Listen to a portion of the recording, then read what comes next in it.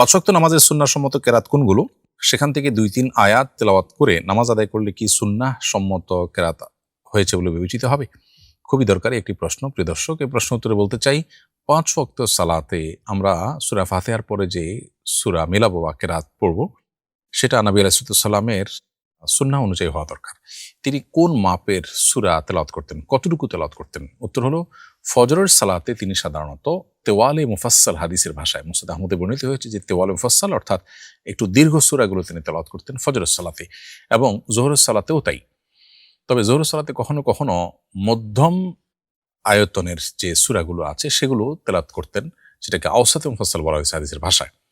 আর আসর এবং এশার নামাজে তিনি সবসময় আওসাতে মুফাসসাল বা সাধারণত তিনি মধ্যম আয়তনের সূরা পড়তেন।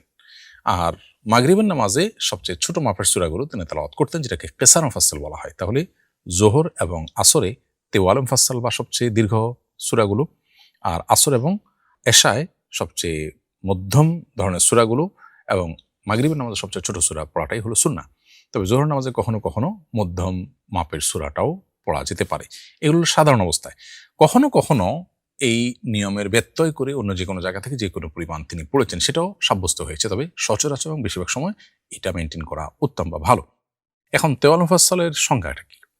তেওয়াল মুফাসসালের সংজ্ঞা হলো যে, আমরা একটি হাদিসে মুসনাদ আহমদের বর্ণিত হয়েছে এই সম্পর্কে, মুসান্নাফ ইবনে আবি শাইবা, সহিহ ইবনে খুজাইমা, সুনান তিরমিজি এবং মুসনাদ আহমদ বিভিন্ন হাদিসে কিতাবে হাদিস বর্ণিত হয়েছে। সবগুলোকে সামনে রাখলে আমরা দেখি মূলত তেওয়াল মুফাসসাল বলা হয় 30 নম্বর পারা সবচেয়ে বড় সূরাগুলোকে। অনেক ইমামগণ বলেছেন যে ফজর নামাজে তেওয়াল মুফাসসাল পড়তে হবে, যোহর নামাজও কখনো কখনো তেওয়াল মুফাসসাল। সেক্ষেত্রে তেওয়াল মুফাসসালের পরিমাণ হলো, ডেফিনেশন হলো, যেই নামাজে 2 রাকাতে 40টি আয়াত তেলাওয়াত হবে। আপনি 30 নম্বর পারা শুরুর দিকের সূরাগুলো যদি পড়েন তাহলে তেওয়াল মুফাসসাল হয়ে যাবে। তো এটা হলো তেওয়াল মুফাসসালের সংজ্ঞা।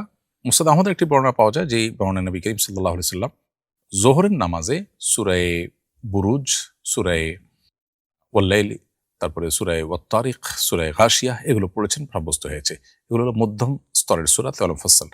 আর ফজর নামাজের তার চেয়ে দীর্ঘ তেলাওয়াত তিনি করেছেন। এগুলো হলো সাধারণ অবস্থায়, স্বাভাবিক অবস্থায়। এর বাইরে যোহর নামাজে নবী সাল্লাল্লাহু আলাইহি ওয়াসাল্লাম ওয়াল-লাইলি ইয়াগশা ওয়াশ-শামসি ওয়াদ-দুহা পড়েছেন, সেগুলো কিন্তু মধ্যম স্তরের সূরা, এবং এগুলোও কিন্তু বোঝা যায় যে তেওয়াল মুফাসসাল অর্থাৎ মাঝামাঝি আয়তনের সূরা তিনি তেলাওয়াত করতেন।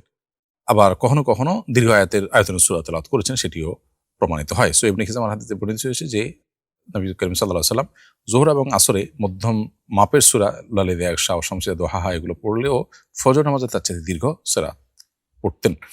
তাহলে এটা মেনটেন করা সুন্নাহ। ইমাম সাহেব এসে লক্ষ্য করে করলে সেটা ভালো হবে। আমরা ব্যক্তিগত নামাজ পড়লে সেটাতেও আমরা এই সুন্নাহগুলোকে আদায় করার চেষ্টা করব। কারণ নবী সাল্লাল্লাহু আলাইহি ওয়াসাল্লাম বলেছেন, সল্লু কামা রাআইতুমুনি উসাল্লি, আমাকে যেভাবে সালাত আদায় করতে দেখেছো তোমরা সেভাবে সালাত আদায় করো। তবে বিভিন্ন বর্ণনার আলোকে এই নামাজগুলোতে ব্যতিক্রম, অর্থাৎ ছোট সূরা দিয়েও কখনো কখনো করেছেন তিনি, অন্য জায়গাতে তেলাওয়াত করেছেন। এই মাপটা ঠিক রেখে, ধরুন আপনার সূরা আম্মা ইয়াতাসাআলুন, সূরা নাজিআত, ফজর নামাজে এই ধরনের লম্বা সূরা আপনি তেলাওয়াত করলেন, এই মাপটা ঠিক রেখে অন্য যে কোনো জায়গা থেকে তেলাওয়াত করলেও সুন্নাহ আদায় হয়ে যাবে। মাপটা হলো এটা মূলত। আর যোহরের ক্ষেত্রে সূরায়ে ওয়াল-লাইল, সূরায়ে গাশিয়া, আল-লাইল, গাশিয়া, আলা, বুরুজ এই মাপের কেরাত অন্য যে কোনো জায়গাতে আপনি তেলাওয়াত করলে হয়ে যাবে। আর মাগরিব নামাজে ছোট ছোট যে সূরাগুলো আছে সেগুলোর কোনোটা তেলাওয়াত করলে, শেষের দিকের যে সূরাগুলো আছে সেটা বা সেগুলোর পরিমাণ অন্য কোনো জায়গা থেকে তেলাওয়াত করলেও সুন্নাত আদায় হয়ে যাবে। সফরে নবী করিম সাল্লাল্লাহু আলাইহি ওয়াসাল্লাম সাধারণত খুব ছোট করে নামাজ পড়তেন। এর মধ্যে প্রথম রাকাতে সূরা কাফিরুন, দ্বিতীয় রাকাতে সূরা ইখলাস পাঠ করার বিষয়টি প্রমাণিত রয়েছে। আবারও বলছি, এই বিষয়গুলো সাধারণ এবং স্বাভাবিক অবস্থায় মেনটেন করা সুন্নাহ, তবে এর ব্যতিক্রম করাটাও নবী সাল্লাল্লাহু আলাইহি ওয়াসাল্লাম থেকে সাব্যস্ত আছে কখনো কখনো। এ হলো সুন্নাহ কেরাতের বিবরণ। তবে এর বাইরে যদি কেউ ওই তেওয়াল মুফাসসাল বা আসর মুফাসসাল থেকে 2 আয়াত 3 আয়াত পড়ে, তাহলে নামাজ আদায় হয়ে যাবে, কিন্তু কেরাতের সুন্নাহ যেটা সেটা আদায় হলো না। ওয়াশরুমের দরজার ভেতরের সাইডে ওয়াশরুম থেকে বের হওয়ার দোয়া লেখা যাবে কিনা? ভেতরের সাইডে দোয়া লেখা মানে হলো ওয়াশরুমের ভেতরে, টয়লেটের ভেতরে লেখা, আল্লাহর নাম সেখানে লেখাটা অসম্মানজনক, ফলে সেটি করা যাবে না, মাকরুহ হবে। বরং টয়লেটের বাইরে, দরজার বাইরের অংশে লেখা যেতে পারে, সবচেয়ে ভালো হয়। এমন কোনো জায়গা দেওয়া যে কোনোভাবে টয়লেটের ভিতরে আল্লাহর নামটা না থাকে বা না যায়। এটা আল্লাহর নামের প্রতি যে সম্মান প্রদর্শন করার দায় বা দাবি রয়েছে তার পরিপন্থী কাজ। বিতরের নামাজের তৃতীয় রাকাতে ভুলবশত সূরা ফাতিহার পর অন্য সূরা না মিলিয়ে দোয়া কুনুত পড়ে নামাজ শেষ করে ফেললে কি নামাজ আদায় হয়ে যাবে? বিতরের নামাজের তৃতীয় রাকাতে সূরা মিলানো ওয়াজিব, অতএব ভুলবশত যদি আপনি এটা ছেড়ে দেন তাহলে সিজদা সাহু করতে হবে। সিজদা সাহু করলে নামাজ হয়ে যাবে, সিজদা সাহু না করলে সে নামাজটাকে আবার পুনরায় দোহরাবেন। আমি শুনেছি হজ থেকে ফিরে এসে মায়ের সঙ্গে সাক্ষাৎ না করলে হজ আদায় হবে না, এটা কি সঠিক কথা?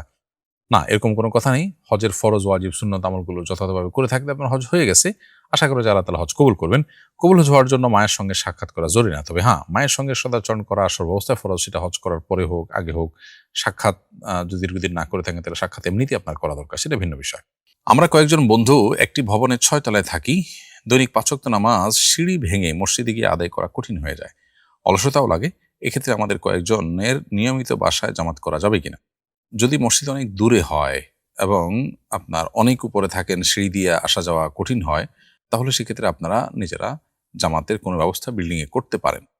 তবে ৬ তলা থেকে উঠানামা করা এটা সাধারণ অবস্থাতে খুব বেশি মানুষের কষ্টের কথা হওয়ার কথা নয়। এতটুকু সিঁড়ি ভাঙা এবং মানুষের স্বাস্থ্যের জন্য ভালো। একান্ত ওজর আছে, মাজুরি আছে, এটা ভিন্ন কথা। কিন্তু অলসতার কারণে যেটি আপনি লিখেছেন সেরকম যদি হয়, একটু কষ্ট হয়, এটুকুর ভিত্তিতে আপনি বিল্ডিং এর মধ্যে জামাতে নামাজ পড়বেন না, বরং মসজিদে গিয়ে জামাতে সালাত আদায় করবেন। এটা আপনাকে মাথায় রাখতে হবে যে আহামরি কষ্ট হয় তাহলে সেক্ষেত্রে এটি জায়েজ আছে। আমার পেটে ১ মাসের বাচ্চা, স্বামী কোনোভাবেই রাখতে দিচ্ছে না, নষ্ট করলে আমার গুনাহ হবে কিনা? জীবিকার ভয়ে সন্তান নষ্ট করা হারাম। আল্লাহ তাআলা বলেছেন, লা তাকতুলু আওলাদাকুম খাশিয়াতা ইমলাক। রিজিকের ভয়ে তোমাদের সন্তানদেরকে তোমরা হত্যা করো না। যদি জীবিকার ভয়ে না হয়ে বরং গ্রহণযোগ্য কোনো ওজরের কারণে বাচ্চা নষ্ট করতে হয়, তাহলে সেক্ষেত্রে সন্তানের মধ্যে প্রাণ সঞ্চারিত হওয়ার আগ পর্যন্ত সেটা যদি নষ্ট করা হয় সেটা জায়েজ আছে, যদি গ্রহণযোগ্য ওজরের কারণে, মায়ের জীবনকে বাঁচাবার জন্য এরকম কোনো ইস্যু যদি থাকে। আর এর বাইরে গ্রহণযোগ্য ওজর যদি থাকেও, তারপরও বাচ্চার মধ্যে প্রাণ সঞ্চারিত হওয়ার পর আর সে বাচ্চা নষ্ট করা জায়েজ নয়। অতএব এরকম নির্দেশনা যদি স্বামীও দেয় সেটাও শোনা যাবে না। প্রয়োজনে আপনি সর্বোচ্চ তার সাথে ফাইট করে বা সংগ্রাম করে চেষ্টা করে হলেও আপনাকে চেষ্টা করতে হবে। একান্ত নিরুপায় হয়ে গেছেন আপনি, আপনাকে বাধ্য করা হয়েছে, আপনার সকল চেষ্টার পর আপনি পারেন নাই, দেয়ালে পিঠ ঠেকে গেছে, জোর করে আপনাকে দিয়ে করানো হয়েছে, তাহলে সেক্ষেত্রে আশা করা যায় আল্লাহর কাছে আপনার দায় থাকবে না। কিন্তু এক্ষেত্রেও আপনার সর্বশেষ বিন্দু পর্যন্ত আপনাকে চেষ্টা করতে হবে হারাম থেকে বাঁচার জন্য। কারণ লা তাআতা লি মাখলুকিন ফি মাসিয়াতিল খালিক। আল্লাহর অবাধ্য হয়ে পৃথিবীতে কারোর কথা শোনা যাবে না, সেটা হোক স্বামী, হোক মা, হোক বাবা। সবার কথাই শোনা যাবে ততক্ষণ যতক্ষণ আল্লাহর নির্দেশের মধ্যে থাকে। আমি এশার নামাজের ইমামতি করেছিলাম। প্রথম বৈঠকে তাশাহুদের বদলে ভুলে সূরা ফাতিহা পড়ে ফেলি। পরে তাশাহুদ পড়ে যথানিয়মে নামাজ শেষ করি, কিন্তু সিজদায়ে সাহু দেইনি। নামাজ কি হয়েছে? উত্তর হলো, সিজদায়ে সাহু দেওয়া ওয়াজিব ছিল।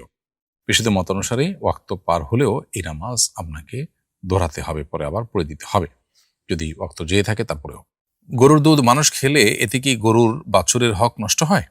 না, এতে বাছুরের হক নষ্ট হবে না। আল্লাহ রাব্বুল আলামিন গরুর ওলানে এই পরিমাণ দুধ দেন যেটা শুধু বাছুর একা খেয়ে শেষ করতে পারে না। আসলে আল্লাহ রাব্বুল আলামিন তার ওলানে এই পরিমাণ দুধ দেন যেটা আসলে মানুষও খেতে পারে, বাছুরও খেতে পারে। ফলে বাছুরও খুব সুস্থ স্বাভাবিকভাবে বেড়ে ওঠে এবং মানুষও দুধ পান, জাত ভেদে কম বা বেশি। অতএব বাছুরের জন্য পর্যাপ্ত দুধ রেখে আপনার যদি সে অতিরিক্ত দুধ মানুষ খায় সেটা পান করালে বাছুরের প্রতি জুলুম হবে না। আর যদি বাছুরের জন্য দুধ না থাকলেও বিকল্প ব্যবস্থা করা হয় বা দুধ কম থাকার কারণে বিকল্প ব্যবস্থা করা হয়, এক কথায় বাছুরের খাবারের পর্যাপ্ত ব্যবস্থা করা হয়েছে, তাহলে সেক্ষেত্রে ওলান থেকে দুধ দোহানোর পর মানুষ পান করলে সেটা নাজায়েজ বা গুনাহ হবে না। কিন্তু বাছুরের কষ্ট হয়, তাকে ক্ষুধার্ত রেখে তার জন্য খাবারের কোনো ব্যবস্থা না করে মানুষরা যদি খেয়ে ফেলে সেটা, তাহলে সেটা অবশ্যই জুলুম হবে, অবিচার হবে। এটা তার হক মূলত প্রথম, এরপরে হলো মানুষের হক। ঘরের জন্য পর্দা কেনার পর ঘরে এনে দেখি সেখানে প্রজাপতির ডানার মতো ছবি ডিজাইন করা। এখন এটা কি ঘরে টাঙানো যাবে?